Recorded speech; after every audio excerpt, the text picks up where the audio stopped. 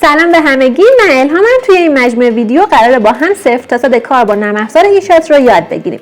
این یکی از بهترین نرم افزارهای ادیت ویدیو با گوشیه، مخصوصا برای ادمین ها، تولید کنندگان محتوا یا حتی کسایی که تازه شروع کردن.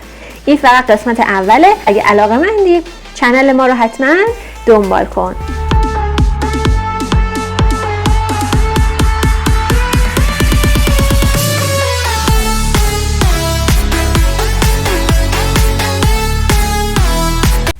نرم افزار اینشات لوگوش به این صورته. میتونید هم از اپ استور دانلود کنید، هم از سایت فارستروید. اگه میخواید نسخه مود شده، یعنی قسمت هایی که به صورت پولی هستن برای شما باز بشه، بهتره که از سایت فارستروید این نرم افزار رو دانلود کنید.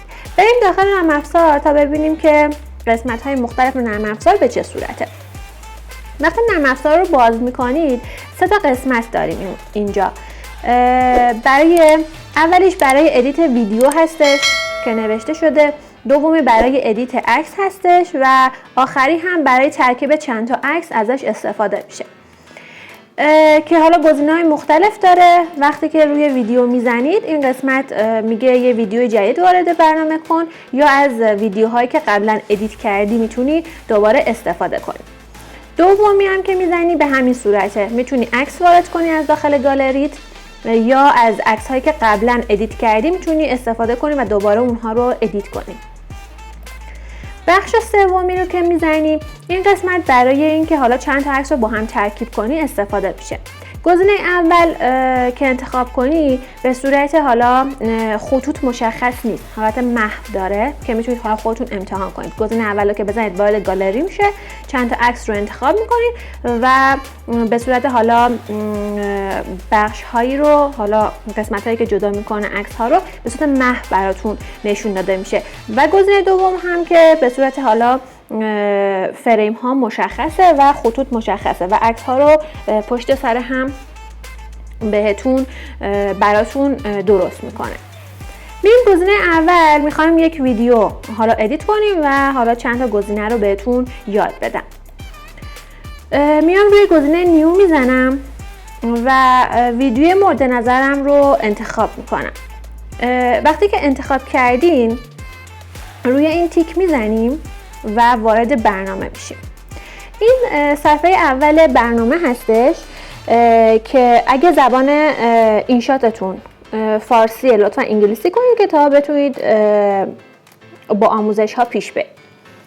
این قسمت حالا نواریه که ویدیو رو به ما نشون میده که اگه روش انتخاب کنید، یه دسته های اول و انتهای ویدیو هست که میتونید ویدیوتون رو حالا کات کنید و همون قسمتی که میخواید رو داشته باشید. اینها رو اگه به صورت بکشم مشخص میشه که حالا ویدیو رو میتونید از اول ویدیو کات کنید یا از انتها کات کنید. به این صورت انتهاش هم این دستکه هستش که میتونم ویدیو رو از انتها و از ابتدا کات کنم. اگه بخوام الان تو همین نرم افزار بخوام یه ویدیو یا عکس اضافه کنم، روی این گزینه قرمز رنگ میزنم. یک گزینه بلنک داریم که حالا یک صفحه سیاه برات میاره که میتونم الان انتخاب کنم. یه صفحه سیاه اضافه شد به اول ویدیو که میتونم حالا متن بنویسم یا هر چیزی اضافه کنم. یا اینکه میخوام ویدیو یا عکس اضافه کنم به حالا ادیتم که میتونم این گزینه رو بزنم، وارد صفحه گالری میشه. از این بالا تو بخش ویدیو میتونیم ویدیو خودمون رو انتخاب کنیم، تو بخش فوتو میتونیم عکس مورد نظرمون رو انتخاب کنیم و تو قسمت آل که هم ویدیو هستش هم عکس هستش. حالا من یه عکس هم اضافه میکنم به ویدیو که بدونیم به چه صورته. حالا عکس من اضافه شد به ویدیو. گزینه اول کنواز که این گزینه برای چیه؟ جایی که نسبت تصویر ویدیو رو مشخص میکنه. یعنی تو میتونیم سایز تصویرت رو یا سایز ویدیوت رو مشخص کنید که گزینه اول مربع هستش 1:1 که برای پست اینستاگرامه. گزینه بعدی 9/16 هستش، برای استوری، ریلز، یوتیوب شورت میتونی ازش استفاده کنی.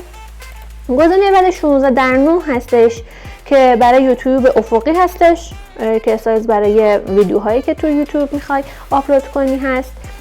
و گزینه بعدی 4/5 یا 3/4 پست با ارتفاع بلندتر از مربع، یکم بلندتره.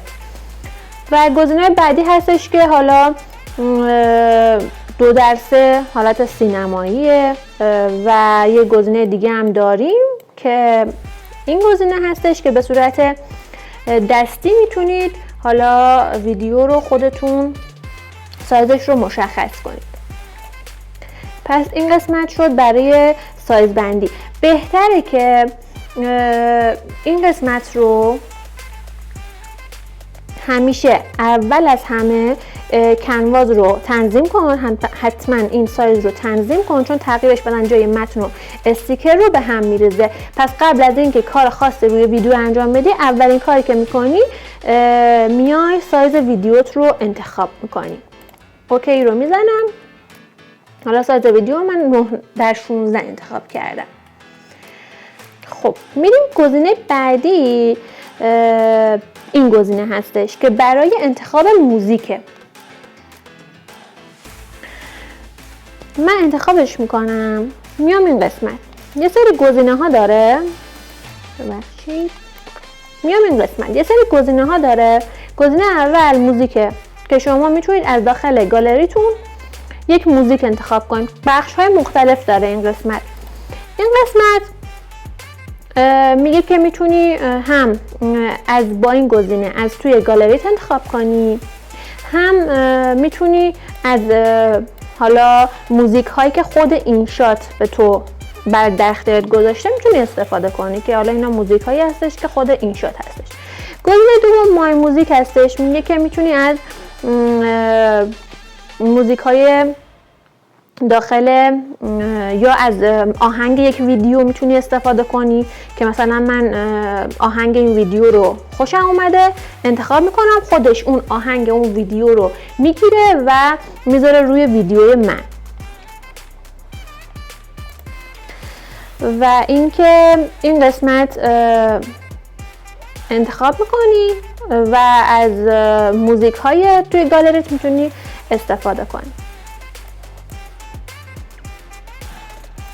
گزینه بعد افکت ها هستش که این قسمت افکت های مختلف براتون میاره که میتونید از این افکت ها، حالا صدای کلیک هست، صدای زنگ هست، تایپ، خنده، تشویق، انفجار و از اینها برای ادیت ویدیوتون استفاده کنید.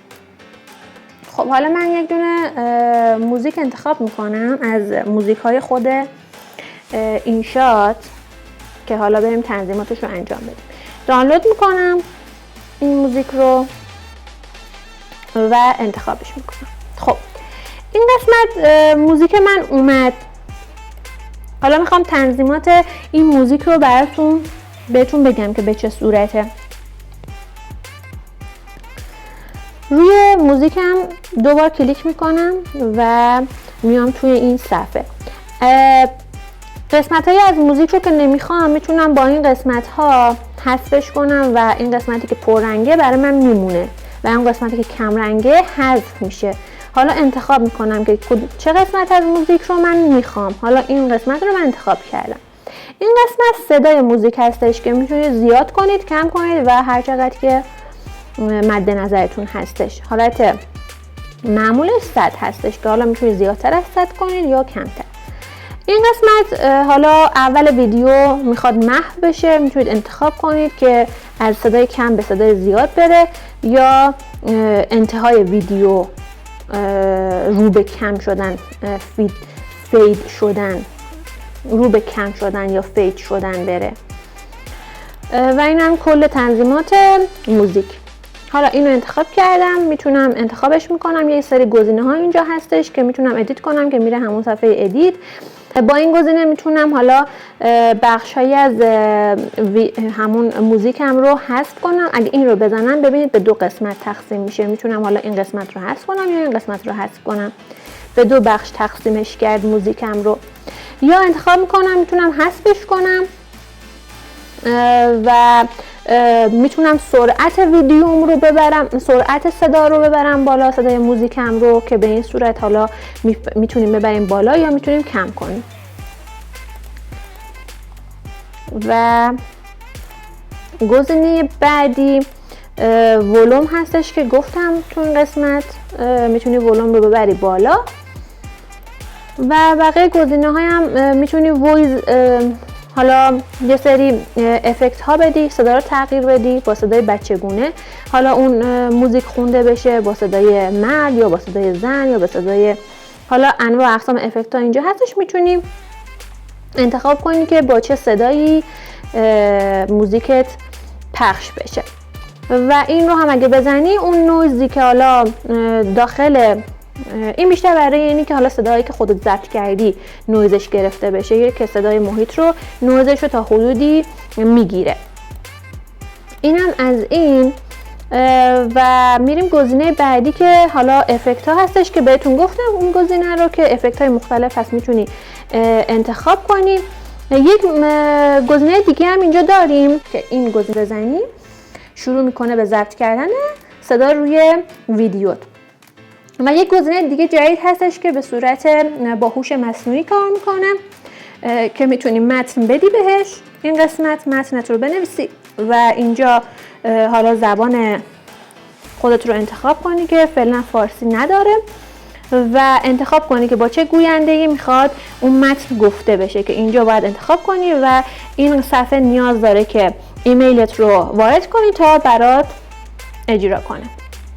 خب بخش موزیک هم تموم شد. میریم گزینه بعدی، استیکر.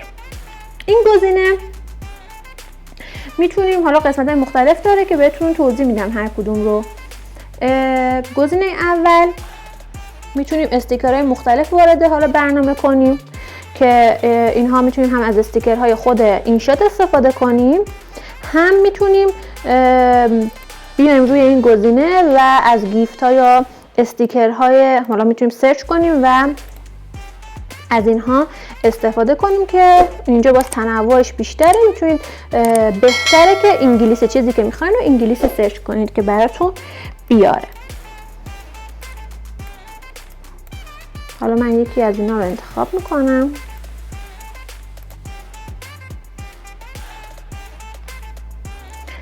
مثلا این روی صفحه ظاهر شد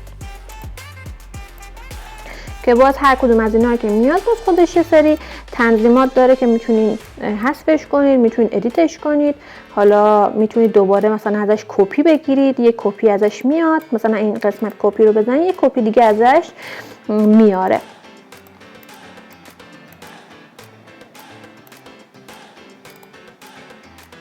و گزینه استیکر هم که حالا تموم شد. گزینه بعدی تکست هستش که میتونی روی ویدیو یا عکست متن بنویسی با این گزینه. اینو که انتخاب کنم یک کات میاد که میتونی اینجا بنویسی 0 تا 100.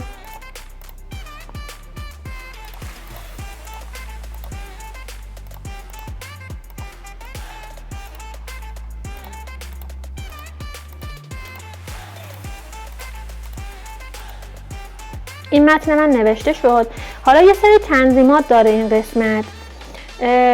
گزینه دوم که میتونیم رنگ هاش رو انتخاب کنیم که چه رنگ باشه، مثلا خاکستری، مشکی. حالا من اینجا رنگش رو انتخاب میکنم. این قسمت باز یه سری گزینه ها داره تو همین قسمت رنگ. حالا اینجا میتونیم افکت های مختلف هم بهش بدیم. مثلا اینا باز آماده است. قسمت مدل های مختلف خود اینشات هستش که میتونیم از این قسمت هم انتخاب کنیم یا به صورت رنگ ساده باشه. اگه نمیخوایم از این قسمت استفاده کنیم روی این میزنیم و هیچ افکتی بهش داده نمیشه. حالا رنگ رو که انتخاب کردیم میخوام دور حالا اون متنم یک خطوط نوشته بشه. این حالا خطوطی که مشکی رنگ هستش حالا قبلا من انتخاب کرده بودم. میتونم سفید انتخاب کنم، میتونم حالا مشکی باشه، حالا هر رنگی که فکر کنید. حالا من مشکی انتخاب کنم و کلفتیش رو، ضخامتش رو از این قسمت میتونم انتخاب کنم. بعدی یک سایه میندازه زیر حالا اون متنمون که حالا بولدتر بشه و جذابتر بشه، که میتونید از این قسمت انتخاب کنید که رنگ حالا اون سایه چه رنگی باشه. که ببینید سفید رو انتخاب کردم که ببینید. و این قسمت حالا تنظیماتی داره که میتونید تنظیماتش رو انجام بدید که بالا پایین، حالا سایه به صورت بالا باشه، پایین متن نوشته بشه. این برای شفافیتشه که چقدر شفاف باشه، چقدر کم رنگ تر باشه. و این گزینه هم که حالا یه سری تنظیمات هستش که میتونید انتخاب کنید. این گزینه هم که به این صورت یک حالا حالت نور میندازه دور متنمون که میتونید حالا اینا رو انتخاب کنید و کم و زیاد هم از این قسمت میتونید انتخابش کنید. حالا رنگاش هم که این قسمت هستش. این قسمت که حالا یک کادری میده به متنمون که میتونید مدل‌های مختلف کادرها رو اینجا ببینید. و این قسمتش هم که رنگش رو انتخاب کنید. این هم که برای حالا متنتون برای کمرنگ یا پررنگ شدن متن یا همون وضوح متنتون هستش که میتونید تنظیم کنید که به چه صورت بشه. خب قسمت بعدی فونت هست که یه سری فونت خودش اینشات داره و یه سری فونت هم خودتون میتونید دانلود کنید و اضافه کنید که مدل‌های مختلف هست و میتونید اینجا انتخاب کنید که چه فونتی رو میخوای. و اگه میخوای فونت از داخل خود گوشیت اضافه کنی، روی این گزینه باید بزنیم، میاد توی گوشیت و اینجا فونتی که رو دانلود کردی رو اضافه میکنی به اینشات. حالا یه سری تنظیمات هم هست که زیاد لازم نیست. این قسمت هم حالا یه سری تنظیمات هستش که میتونی انتخاب کنی برای بزرگ کوچیک کردن حالا سایز متنت هستش. این قسمت اگه چند تا خط باشه، متن چند تا خطی باشه، حالا فاصله بین خطوط رو مشخص میکنه که حالا این چون یه خطی مشخص نیست. این هم فاصله بین کلمات رو مشخص میکنه که چقدر فاصله داشته باشه. اینجا انتخاب میکنی. این قسمت راستچین، چپچین و وسطچین رو بهت نشون میده. حالا چون اگه چند خط باشه بهت نشون میده، مشخص میشه، ولی چون یه خطه زیاد انتخاب که میکنم زیاد مشخص نیست. این قسمت میگه که حالا متنت رو بولد کنم، با ضخامت بهت نشون بدم یا بدون ضخامت. اگه انتخابش کنی ضخیمش میکنه. این حالت یکم مورب بهش میده. این یک خط میندازه زیرش. و اینم که حالا مدل‌های مختلف میتونی به این صورت حالا تنظیماتش هم این قسمت هست که تنظیمش هم بکنیم. اینم حالا یه موجی بهش میده و اینم به صورت قلبی هستش. مدل مختلف هست میتونیم انتخاب کنیم. اینم بخش انیمیشن هاست. یک انیمیشن میده به حالا متنتون که چطوری اصلا وارد صفحه بشه متن، چطوری خارج بشه، که این میشه ورودی متنمون. مثلا حالا انتخاب میکنم که به این صورت وارد صفحه بشه یا به این صورت وارد صفحه بشه. اینا مدل‌های مختلفه، میتونی هر کدوم رو انتخاب کنی و هر کدوم از اینا رو میتونی انتخاب کنی و چطوری حالا از صفحه خارج بشه. اوت میشه خارج. مثلا حالا خروجش هم میگی به این صورت مثلا باشه. اینم حالا لوپ میشه موندن. چطوری حالا روی صفحه. این گزینه هم حالا مدل‌های مختلف داره که چطوری روی صفحه بمونه که میتونیم مدل‌های مختلفش رو انتخاب کنیم. بسته به حالا ادیتتون میتونید اینجا رو انتخاب کنید. یه گزینه دیگه هم هست. وقتی که این رو انتخاب میکنی یه قسمت این بالا میاد که حالا سرعتش رو میتونیم اینجا تنظیم کنیم که هر کدوم از اینها باز انتخاب کنید. اینجا تنظیم داره که به چه صورت باشه، حالا سرعتش به چه صورت باشه و تنظیماتی که داره. اینم از این قسمت. میرسیم گزینه بعدی. یه گزینه اضافه شده به حالا اینشات که زیرنویس اضافه میکنه. فعلا حالا زبان فارسی بهش اضافه نکرده ولی فقط انگلیسیه. حالا اینجا زبانت رو انتخاب میکنی، اینجا ویدیویی که میخوای حالا متن رو ترجمه کنه اینجا انتخاب میکنی که کدوم ویدیو رو میخوای و اینجا مدل‌های مختلفه. حالا اون زیرنویس رو بهت نشون میده که میتونی انتخاب کنی که به چه صورت روی صفحه نمایش داده بشه و گزینه استارت رو که بزنی شروع میکنه به پردازش ویدیو که براش زیرنویس بزنه. اینم از این گزینه و گزینه بعدی هم که بهتون توضیح دادم که میتونید متن وارد کنید، اینجا زبانش رو انتخاب کنید و انتخاب کنید که با چه لحنی گفته بشه متن و براتون روی ویدیو میندازه. گزینه بعدی میتونید حالا قسمتی از بعضی موقع ها قسمتی از ویدیو رو میخوایم شطرنجی کنیم یا دیده نشه، حالت سانسور کنیم. به این صورت میتونید انتخاب کنید که به چه صورت باشه، دایره باشه، قلب باشه، به این صورت باشه. اینجا حالا مدلش رو انتخاب میکنید. اینجا حالا تنظیمات داره که به چه صورت باشه، شطرنجیش درشت باشه، ریز باشه. اینجا هم حالا محو بودن یا وضوحش رو مشخص میکنیم. این قسمت مدل‌های مختلف شطرنجی کردن رو داره و یک گزینه حالا خیلی کاربردی برای بیشتر پیج های نمونه کار میخوان نشون بدن یه قسمت رو درشت‌تر نشون بدن، این زومشه. میتونید انتخاب کنید حالا رنگ بندی دور اون چیز رو انتخاب کنید، زوم رو، و به این صورت حالا زوم میکنه و حالا این دور اون کادر رو انتخاب میکنیم و اینم زومش چقدر باشه رو انتخاب میکنیم. اینم از این. گزینه بعدی هم که میتونید حالا انواع اقسام خطوط رو داره. مثلا یک قسمت میخوایم نشون بدیم که این قسمت رو نگاه کنن، یه فلش میخوایم بزنیم. حالا این رنگش رو هم میتونیم از این قسمت انتخاب کنیم. وضوحش به این صورت هستش. حالا نازکی و ضخامتش هم از این قسمت میتونیم انتخاب کنیم و مدل مختلف داره که میتونید اینجا بکشید با دستتون. اینم از این گزینه و قسمت متن هم تموم شد. خب توی این قسمت یاد گرفتید که چطوری سایز ویدیوتون رو تغییر بدید، روش چطوری موزیک بذارید، از استیکرهای مختلف استفاده کنید و متن بنویسید روی ویدیوتون. خب اینم از قسمت اول آموزش کامل اینشات با آخرین آپدیتی که وجود داره. اگر این آموزش برات مفید بود حتما کانال ما رو سابسکرایب کن و این آموزش رو سیو کن و منتظر قسمت های بعدی باش، چون قراره بریم سراغ بخش های بعدی اینشات و قابلیت های جذاب‌تر که کمتر کسی بلده استفاده کنه.